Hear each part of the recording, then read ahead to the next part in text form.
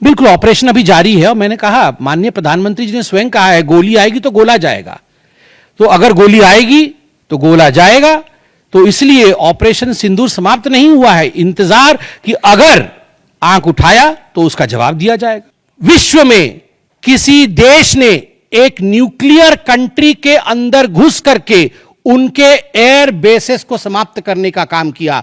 पाकिस्तान एक nuclear country है, उसके अंदर घुस करके उनके एयर बेसेस को 20% पाकिस्तान के एयरफोर्स के इंफ्रास्ट्रक्चर को भारतवर्ष ने नाकाम कर दिया। 20% of PAF's infra was destroyed by India.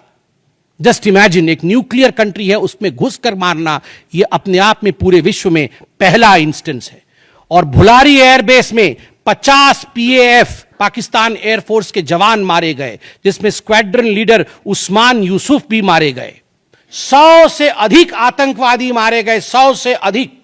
मैं कुछ आतंकवादियों के नाम पढ़ता हूं जिनको कि हम डिस्कस करते थे डिबेट्स में, टीवी पे, UN में, जिनको कि US ने भी कंडेम कर रखा था। मैं नाम पढ़ रहा हूं।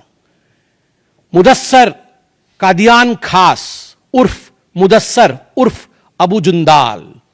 अबू जुंदाल नाम से हम जानते थे इस आतंकवादी को, और जो लश्कर तैयबा का आतंकवादी था, वो मरकज तैयबा का जो मुरीदके में है, उसका इंचार्ज था। जब वो मरा तो उसके गार्ड ऑफ ऑनर, उसका जो जनाजा निकला, उसमें पाकिस्तान के आर्मी के अधिकारी थे, पाकिस्तान आर्मी के चीफ थे, पंजाब CM मरियम नवाज भी उसमें रही।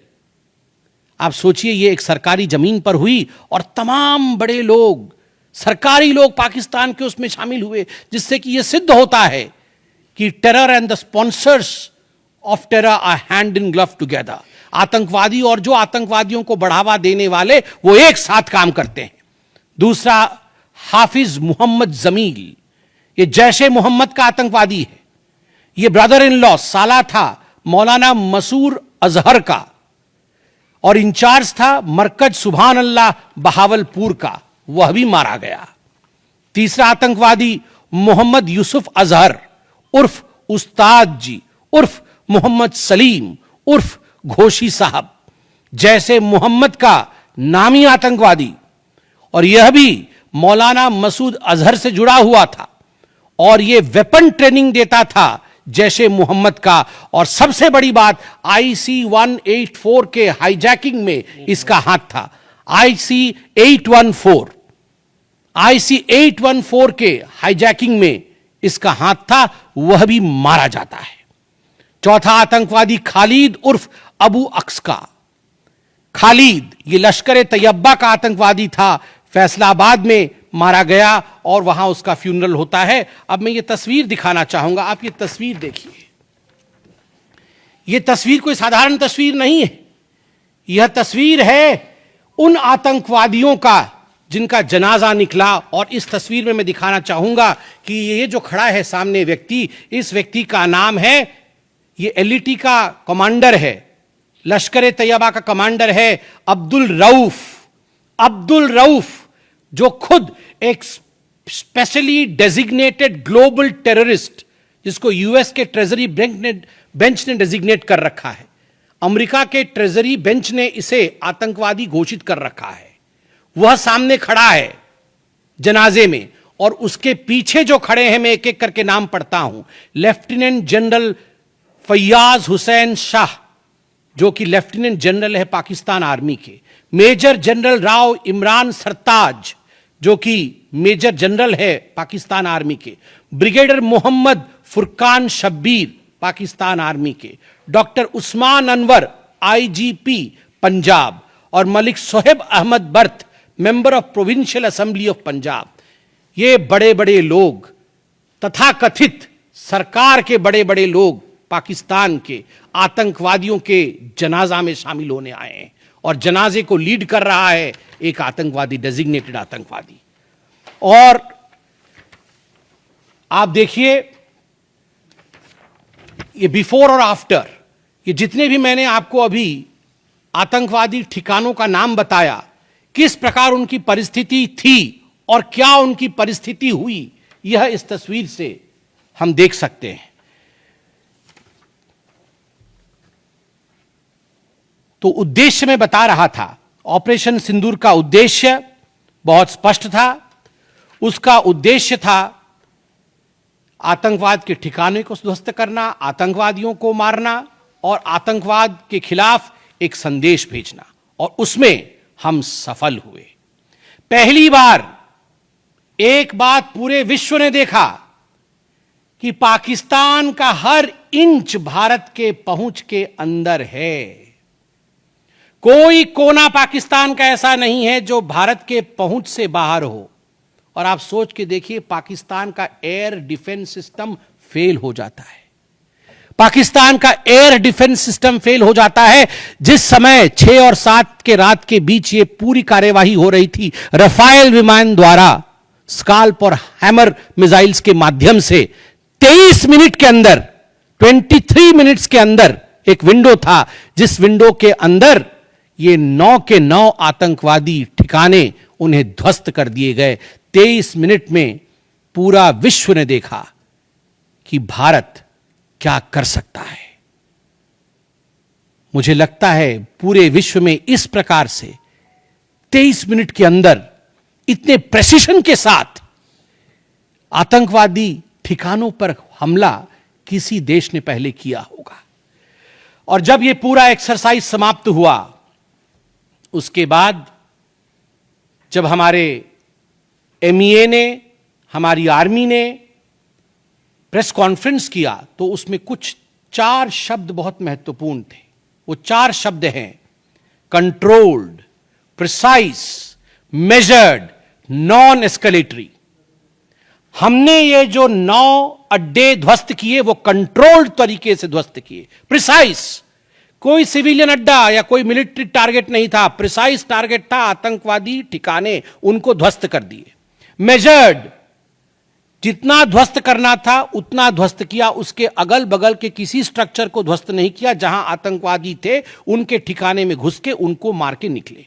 और नॉन एस्केलेटरी मतलब युद्ध को बढ़ाने वाला नहीं, नॉन एस्केलेटरी, क्योंकि the primary escalation was Pahalgam.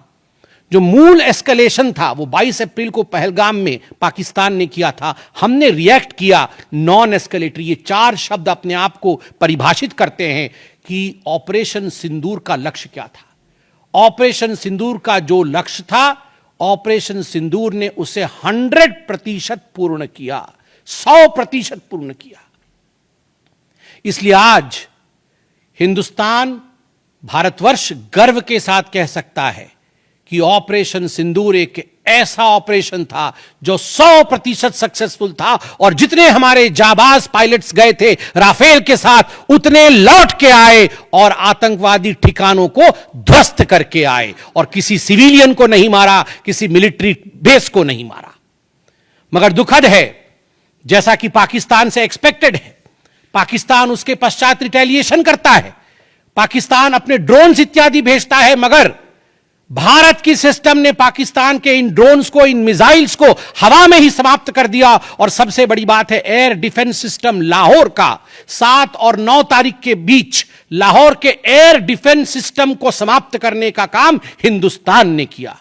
और 9 और 10 तारीख के बीच, 9 मई और 10 मई के बीच 11 एयर बेसेस को, पाकिस्तान के 11 एयर बेसेस को ध्वस्त करने का काम भारतवर्ष ने रिटेलिएशन में किया। जब पाकिस्तान ने भारतवर्ष के ऊपर एस्केलेशन किया तो भारतवर्ष ने 11 एयर बेसेस को समाप्त किया। इन एयर बेसेस के नाम भी हमें याद रखने चाहिए। तमाम भारतीयों को वो 9 नाम आतंकवादी ठिकाने याद रखने चाहिए, स्मरण होना चाहिए। और ये जो 11 एयरबेस हैं, हिंदुस्तान अपने पर आ जाए तो क्या कर सकता है अपने लोगों को बचाने के लिए। ये 11 नाम भी मैं पढ़ता हूं। नूर खान, ये नूर खान वह एयरबेस है जहां पर एयर टू एयर रीफ्यूएलिंग करने की क्षमता है। हवा में उड़ रही हो अगर आपका विमान, तो एयर टू एयर रीफ्यूएलिंग यही नूर खान से हो सकती है। जब भारत ने नूर खान को ध्वस्त किया तो जो जहाज थे पाकिस्तान के, उनके पास वो क्षमता नहीं रही कि वो हवा में अधिक समय तक युद्ध कर सके, उन्हें नीचे उतरना ही पड़ा। नूर खान, रफीकी, मुरीद, सुक्कूर, सियालकोट, पसरूर, चुनियान, सरगोदा, स्कारू, भुलारी और जकोबाबाद, ये तमाम मैं फोटोज लेके आया हूं। जकोबाबाद का ये फोटो देखिए, क्या था पहले और क्या हुआ बाद में, क्या था पहले और क्या हुआ बाद में, आप देख सकते हैं परखच्चे उड़ गए। यह है प्रिसीशन ऑफ इंडियाज अटैक। तमाम फोटो हैं यहां पे, किस प्रकार से हमने एक एक करके उनके एयर बेसिस को समाप्त किया।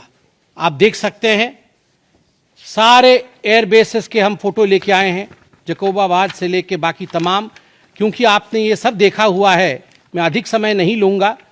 आर्मी ने आपको दिखाया है, डीजीएमओज ने आपको दिखाया है, इसलिए मैं इसको आपको दिखा के दोबारा I would not like to take much time, but मैं रिमाइंड करना चाहूंगा कि 11 एयर बेसिस को हमने ध्वस्त किया। और इसमें एक बड़ा विषय है, पहली बार विश्व में किसी देश ने एक न्यूक्लियर कंट्री के अंदर घुस करके उनके एयर बेसिस को समाप्त करने का काम किया। पाकिस्तान एक न्यूक्लियर कंट्री है, उसके अंदर घुस करके उनके एयर बेसिस को 20% पाकिस्तान के एयरफोर्स के इंफ्रास्ट्रक्चर को भारतवर्ष ने नाकाम कर दिया। 20% of PAF's infra was destroyed by India. Just imagine, एक न्यूक्लियर कंट्री है, उसमें घुसकर मारना, यह अपने आप में पूरे विश्व में पहला इंस्टेंस है। और भुलारी एयरबेस में 50 PAF पाकिस्तान एयरफोर्स के जवान मारे गए, जिसमें स्क्वाड्रन लीडर उस्मान यूसुफ भी मारे गए। कुल मिलाकर के 9 आतंकी ठिकाने, 11 एयरबेस, 100 से अधिक आतंकी, 50 जवान और अपनी इज्जत, यह पाकिस्तान ने खोया है। I repeat, what Pakistan has lost via operation Sindoor. 9 आतंकी ठिकाने, बड़े बड़े आतंकी ठिकाने, 11 एयरबेस, 100 से अधिक आतंकवादी, 50 से अधिक जवान और अपनी इज्जत, यह पाकिस्तान ने खोया है। यह झटका पाकिस्तान सह नहीं पाया और उनके डीजीएमओ का 10 तारीख को ही फोन आया। और उसके पश्चात मैं कहूंगा यह सीज फायर नहीं, यह एक अंडरस्टैंडिंग है। यह एक अंडरस्टैंडिंग है कि यदि भविष्य में किसी प्रकार का कोई भी आतंकी हमला होता है तो यह अंडरस्टैंडिंग तोड़ दी जाएगी। हमने करके दिखाया है, जो पहले कभी नहीं हुआ था वो हुआ है इस बार। अंदर घुस के मारा है हमने, यह एक अंडरस्टैंडिंग है। और सबसे बड़ी बात है, पाकिस्तान में उनके मौलाना, उनके मौलवियों ने पाकिस्तान का साथ नहीं दिया, मगर हिंदुस्तान की एकता देखिए, हिंदुस्तान का भाईचारा देखिए। पूरा देश एक होकर खड़ा हुआ, पूरा देश सेना के पीछे, सेना के अदम्य साहस के पीछे, हमारी राजनीतिक इच्छा शक्ति के पीछे पूरा भारत एक होकर खड़ा हुआ। और आज मैं कहना चाहता हूं कि आज पाकिस्तान पूरे विश्व में अलग थलग पड़ा है। पहले भी ऐसे वक्त थे, अनेकों प्रयास भारतवर्ष करता था। पहले हम सबूत देते थे, प्रयास करते थे डोजियर के माध्यम से पाकिस्तान को प्रूफ दे आतंकवाद का। वो डोजियर लेती थी मगर उस पर काम नहीं करती थी। मगर आज नए भारतवर्ष ने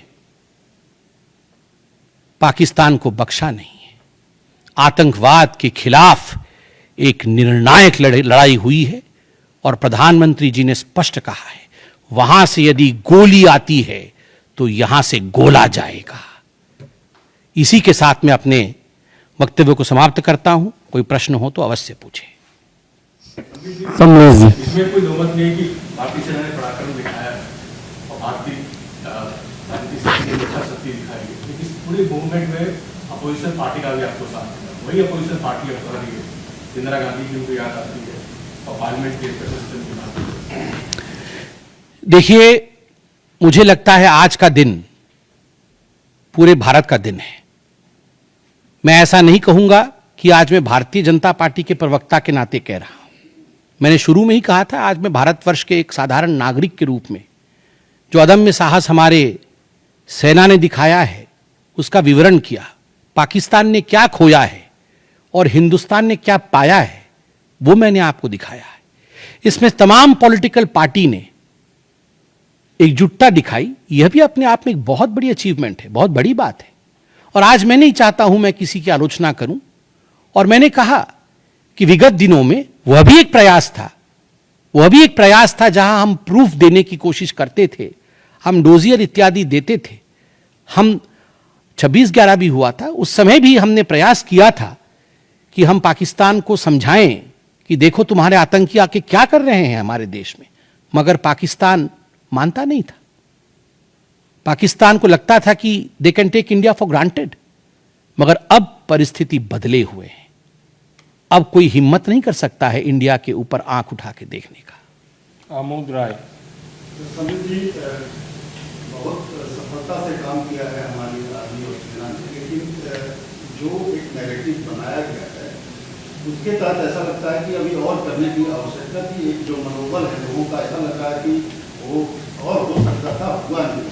दूसरा, अमेरिका का जो हस्तक्षेप है उसको और बल देता है, उसको आपके अपने जो चाहने वाले लोग हैं वो भी थोड़ा विरोध। आपके दो प्रश्न हैं। पहला प्रश्न है कि बहुत सारी सफलताएं रहीं मगर लोगों के मन में और की इच्छा थी। दूसरा प्रश्न हस्तक्षेप को लेकर है। मैं दोनों का सटीक उत्तर दूंगा। नंबर 1, मैंने आपको इस प्रेस कॉन्फ्रेंस के माध्यम से आरंभ में ही बता दिया कि ऑपरेशन सिंदूर का लक्ष्य क्या था। ऑपरेशन सिंदूर के जो लक्ष्य थे, जो लक्ष्य परिलक्षित थे, वो प्रधानमंत्री जी ने डे 1 को ही बता दिया था। आतंकवाद के ऊपर हमला, कल्पना से परे सजा आतंकवादियों को, चुन चुनकर मारना और उनके अड्डों को ध्वस्त करना, और सेना के अदम्य साहस ने यह करके दिखाया। आतंकवादी अड्डे ध्वस्त हुए, आतंकवादी मारे गए। यह हमारा परिलक्षित लक्ष्य था। हमने अपने लक्ष्य को प्राप्त किया, और जिस समय एस्केलेशन भी नहीं हुआ था उससे पहले ही हमने वो जो 4 शब्द प्रयोग किए जिसका मैंने यहां विवरण रखा कि कंट्रोल्ड था, मेजर्ड था, प्रिसाइज था, नॉन एस्केलेटरी था, तो भारतवर्ष ने अपने लक्ष्य को पहले से ही निर्धारित किया हुआ था। इसलिए आपका यह कहना कि कुछ और होना था, मुझे लगता है कि हमने जो करना था वो हमने पहले भी कहा, करके भी कहा, और उसे 100% हासिल किया। Operation Sindoor was 100% successful operation. 100% सफलतापूर्वक किया गया एक मुहिम था, एक ऑपरेशन था ऑपरेशन सिंदूर। जनेंद्र। सर, जो आपसे पूछा भी गया वो दूसरा दौर का एक बार सवाल पूछ रहे हैं, और खासतौर पर शुरुआत हुई कि ट्रंप ने ऐलान किया इस सीज फायर को लेकर।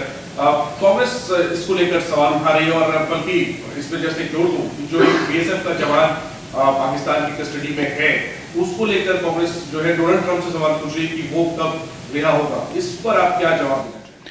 देखिए, पहली बात तो है, जहां तक मध्यस्थता इत्यादि का विषय है, मैंने बहुत स्पष्ट रूप से कहा अभी, जितना मेरे डोमेन में नॉलेज है, और डीजीएमओज ने अपने प्रेस कॉन्फ्रेंस में एक बार नहीं कई बार कहा कि फोन हमारे डीजीएमओ को पाकिस्तान के डीजीएमओ का आया था। पाकिस्तान के डीजीएमओ ने कहा कि there should be some kind of stoppage, और चूंकि हमारा लक्ष्य पूर्ण हो चुका था, हम तो शुरू से ही एस्केलेशन के फेवर में नहीं थे, एस्केलेशन नहीं होना चाहिए था, नॉन एस्केलेटरी था। पाकिस्तान के डीजीएमओ ने फोन किया। दूसरे देशों का फोन, जहां तक दूसरे देशों का फोन आने का सवाल है, देखिए ऐसी परिस्थितियों में तमाम देश एक दूसरे को फोन करते हैं, सभी देश एक दूसरे को फोन करते हैं, क्या मदद कर सकते हैं, किस प्रकार से कूल डाउन हो सकता है, इस विषयों पर चर्चा होती है। भारतवर्ष यूक्रेन भी फोन करता है, भारतवर्ष रशिया भी फोन करता है, सब जगह फोन करते हैं, हर कोई एक दूसरे को फोन करता है। इसमें किसी प्रकार का मगर संशय नहीं है कि डीजीएमओ पाकिस्तान ने फोन किया भारतवर्ष के डीजीएमओ को सीज फायर डिमांड करते हुए, रिक्वेस्ट करते हुए, डिमांड नहीं रिक्वेस्ट करते हुए। और कोई प्रश्न? दृष्टि दृष्टि एक मिनट सर, एक मिनट दे दूं, जवाब दे दूंगा। दृष्टि सर, आपने अभी कहा कि सफलतापूर्वक अंजाम दिया ऑपरेशन सिंदूर को, लेकिन वायुसेना ने कहा है कि ऑपरेशन अभी जारी है। बिल्कुल, ऑपरेशन अभी जारी है और मैंने कहा, माननीय प्रधानमंत्री जी ने स्वयं कहा है, गोली आएगी तो गोला जाएगा। तो अगर गोली आएगी तो गोला जाएगा। तो इसलिए ऑपरेशन सिंदूर समाप्त नहीं हुआ है, इंतजार कि अगर आंख उठाया तो उसका जवाब दिया जाएगा। तो भारत अभी जंग के लिए तैयार है। देखिए, ये आपको क्या लगता है, इन प्रश्नों का जवाब कि जंग के लिए हमारी क्या तैयारी है, इसका जवाब प्रवक्ता देंगे। इसका जवाब तो जहां उचित फोरम में होना चाहिए वो देंगे। सर, आपने अभी एमई की बात कही, तो हमारे विदेश सचिव हैं विक्रम मिश्री, जब से इस बार का अनाउंसमेंट हुआ है, उनको ऑनलाइन ट्रोलिंग जो उनके पास हो रही है, उनको अपना अकाउंट प्राइवेट करना पड़ा। इस पर भारतीय जनता पार्टी आप किस पर? देखिए, मैं बहुत स्पष्ट रूप से बता दूं, ये आज की जो प्रेस कॉन्फ्रेंस हो रही है, ऑपरेशन सिंदूर को लेकर हो रही है, उसके सफलता को लेकर हो रही है। और तमाम लोग जो ऑपरेशन सिंदूर से जुड़े हुए थे, चाहे वो सेना हो, चाहे वो हमारी राजनीतिक घटक हो, चाहे वो हमारे ब्यूरोक्रेट्स हो, उन सभी का सलाम है। उन सबको हम रेस्पेक्ट के साथ देखते हैं। और सही बात है, सोशल मीडिया एक टूल जरूर है, मगर सोशल मीडिया के आधार पर यह कह देना कि किस प्रकार से देश आगे बढ़ेगा, यह निर्णय नहीं हो सकता है।